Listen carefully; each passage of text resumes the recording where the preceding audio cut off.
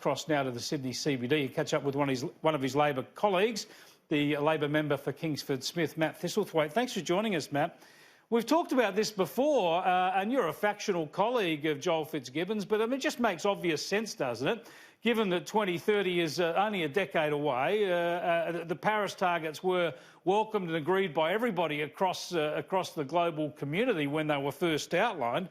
Why wouldn't Labor, first and foremost, just sign up to the Paris targets along with the government and then worried about what you do beyond that? Well, Labor's always said, Chris, that we accept that we have to work within the Paris framework and the international commitments that Australia signed up to. We've had a difference of opinion with the government in the past when it comes to policy on how we achieve that. We accept that we lost the election, and in the wake of the election, we're reviewing all of our policies and consulting with the Australian public about the approach that we should take on issues like climate change and other areas. And we'll make a decision on that sometime in the coming years before the next election. But we'll do that in consultation with the Australian people. Yeah, you'd be of a mind, though, wouldn't you, to back Joel Fitzgibbon? Look, Joel's made his comments in the paper. They've been reported. He actually hasn't made the speech yet. That's going to happen tonight. I certainly agree that we need to review all of our policies.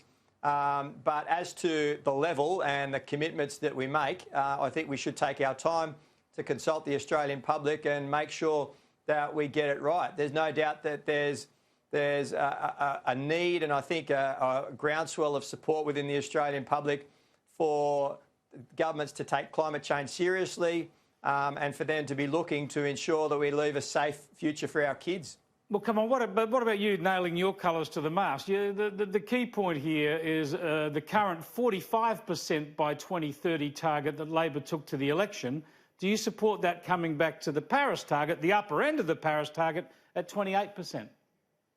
Look, Chris, I'm not going to put a figure on it because we're conducting a review at the moment, and I'd like to see what the review has to say, but also consult the Australian public. But I will say this, that I don't believe that this government is doing enough on climate change and that we need to be considering taking stronger action because we've just had stories at the top of your news bulletin today about bushfires raging throughout the country.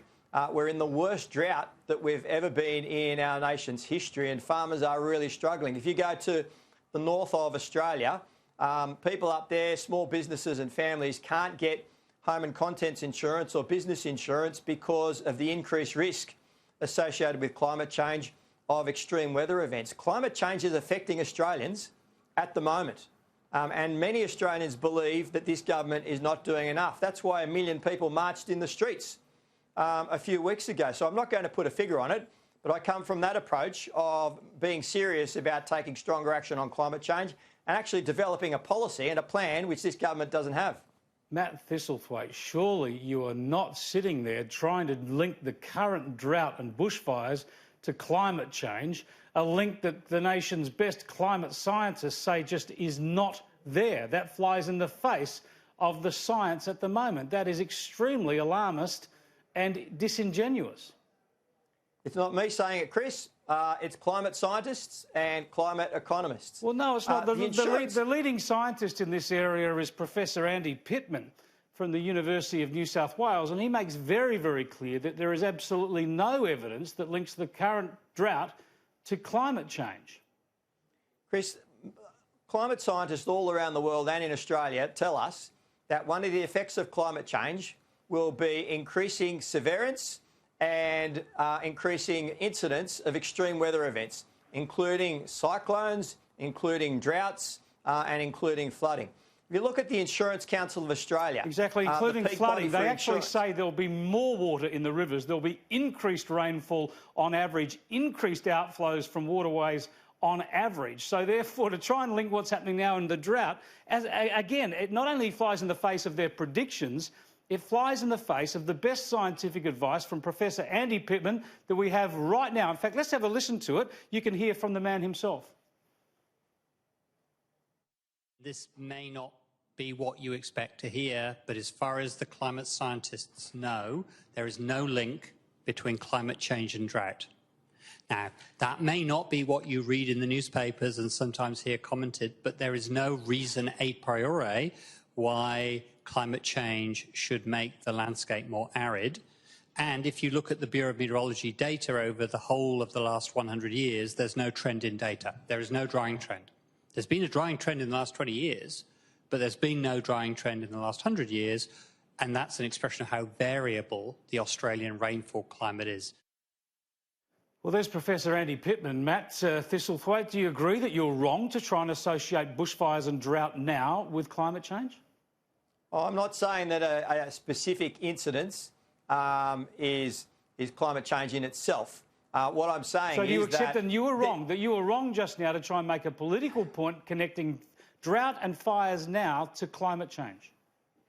Chris, all of the science that I've read and all of the climate scientists that I've heard say that one of the consequences of climate change is an increasing incidence of extreme weather events and the severity of them. And that includes issues like drought. It includes issues such as cyclones and flooding. The Insurance Council of Australia have published a report that says... Do you accept Professor Andy Pittman? The Insurance Council of Australia have published a report that says that there's going to be, as a result of climate change, an increasing incidence of extreme weather events that will have an effect on people's insurance premiums and are having that effect now. And we're seeing that in the north of Australia. And we are saying that many people are saying to us, you need to take this issue seriously, and this government's not doing that. Well, I'll tell you what, Matt Thistlethwaite, you can listen to the insurance industry making arguments for putting up their premiums. I'll listen to Australia's preeminent climate scientist, one of our most preeminent climate scientists, who says there is no evidence of the current drought being linked to climate change. Do you accept what Professor Andy Pittman says and therefore apologise for linking the current drought to climate change? Chris, I accept the science of climate change, no doubt about that. But I've spent the last couple of months travelling around the north of Australia, hearing the stories of people in the north who can't get insurance anymore or are being forced to pay 400-500% increases in their insurance premiums because of the risk of flooding and the risk of cyclones, particularly in the north of Australia, associated with climate change. But the incidence of tropical storms has decreased. The incidence of tropical storms has decreased over recent years, and under the climate modelling is predicted to continue decreasing.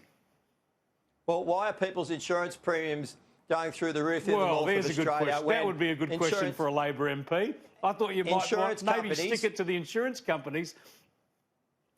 Well, we've been calling on the government, Chris, to respond to the ACCC recommendations about insurance in the north of Australia for some months now. Now, they've had this report since July last year, this government, and they've done nothing about the issue of insurance premiums in the north of Australia and the effects that it's having on people.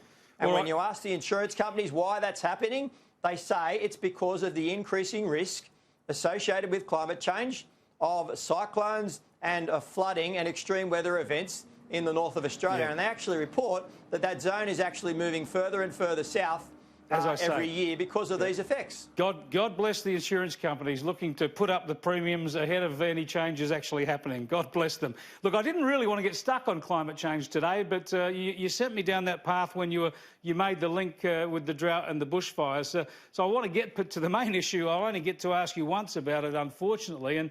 But that is the latest revelations from the Independent Commission Against Corruption. And now we learn that the previous New South Wales State Secretary, Labor State Secretary, Jamie Clements, given free office, allegedly, and $200,000 a year by Wang Zhongmo. You must be drastically concerned at the level to which the New South Wales Labor Party, and therefore by extension the National Labor Party, has been compromised by Chinese donors and Chinese organisations. Yeah, it is concerning, Chris, and at all times, all members of Parliament and party officers, of course, should comply with all disclosure and donations laws. I'm not going to comment on the evidence that's being given in ICAC at the moment. I think that the ICAC Commissioner should be able to take that evidence and make a decision free from political interference. So that's occurring at the moment. Once the evidence is taken, the Commissioner will make a decision. And in the wake of that, the Labor Party said that they'll conduct a review of the activities in New South Wales and put in place changes. So I think we just need to wait until the ICAC makes its decision and hands down its findings. Thanks for joining us, Matt. Cheers, Chris.